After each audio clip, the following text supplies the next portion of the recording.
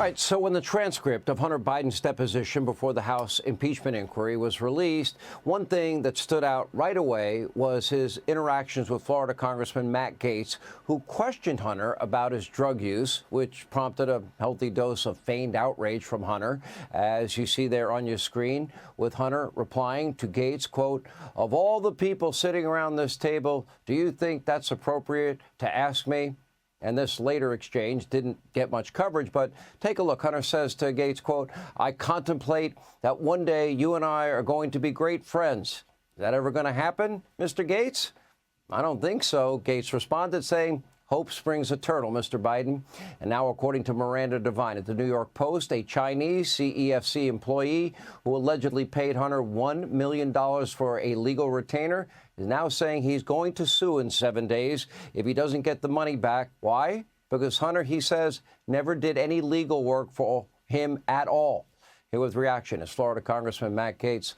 What I found particularly interesting about the exchange, remember, he was saying that he was either drunk or high, but definitely out of his mind as it relates to the WhatsApp message, the one where he says, "Oh, I'm sitting here with my father," and then threatening the CEFC executive. Days later, according to James Comer, millions of dollars goes to one of the bank accounts they have. He doesn't remember sending that message. He doesn't remember even if he sent that message, but he knows with 100% certainty that the message that they did send and that we now know about, that his father wasn't there. Now, if he doesn't remember anything else about it, doesn't remember sending it, says he was out of his mind, high on drugs or drunk, how could he possibly remember the fact about his father not being there?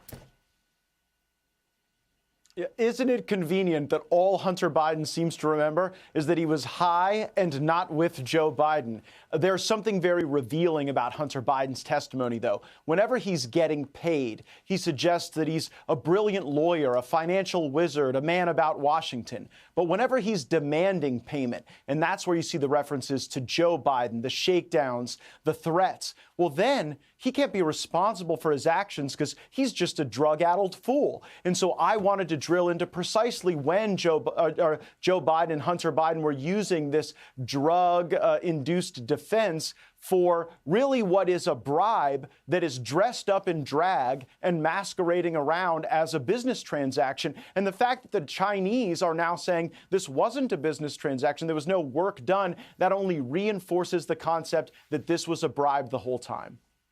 All right, so we're supposed to believe that Hunter, who went on Good Morning America, admitted he had no experience in energy, oil, gas at all, or any experience in Ukraine. He's doing these big energy deals with Burisma out of Ukraine and the CEFC, the oil conglomerate, out of China. Now, at a time when he's also addicted to drugs by his own admission. Can you explain to me how dangerous that would be for national security? Because I would imagine that especially the communist Chinese or Russian oligarchs he did business with would likely have a dossier on him that could be very compromising. Well, this was all about leverage to the Chinese, to the Ukrainians. And here's what's so fascinating. When we asked Hunter Biden, well, since you knew nothing about energy, why were you getting paid $1 million a year to be on the Burisma board? And he said, well, I was an expert at compliance and oversight, and I was there to make sure the company was sufficiently transparent. And so my brilliant colleague, Harriet Hageman of Wyoming, she said, well, if what you were in charge of was transparency and oversight, were you ever transparent enough to share with the people who you sat in fiduciary for that you were on drugs, that you were high, that you weren't doing that job? And of course, then, Hunter Biden got very pious and suggested that it was rude to ask anyone afflicted with addiction these questions. Remember, Hunter Biden is not a fool. He's a crook. And those crimes inure to the benefit of many members of the Biden family. I believe a bribe is consummated if family members are paid off. I believe that should be the standard for impeachment, and I believe it's why we should send a criminal referral to the Justice Department for these things, because remember, Sean, the statute of limitations on a lot of this hasn't run. If we send a criminal referral now, that will be a live bullet that the Trump Justice Department can chamber and discharge in order to get justice for the crimes of the Biden family, notably Hunter. Were you able to find any specific services rendered, for example, anything that he might have written to any of these companies that were paying him millions?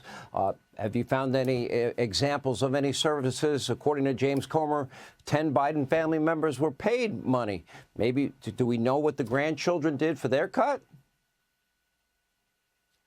No, there is no real deliverable here. And in fact, you continue to see these foreigners providing the money, being very vague and opaque about that. This was about getting money into the hands of people that could do the bidding of folks far away from this country at the expense of our country. Remember, people don't pay bribes to not get something in return. In this case, what the Chinese got in return is that all of the Trump policies that targeted Chinese influence and malign activity, those were abolished. The China Initiative was abolished day one in the Joe Biden presidency. So Hunter took the money, and then Joe delivered on the promises so that the Chinese were paid off and the Americans were left in the lurch.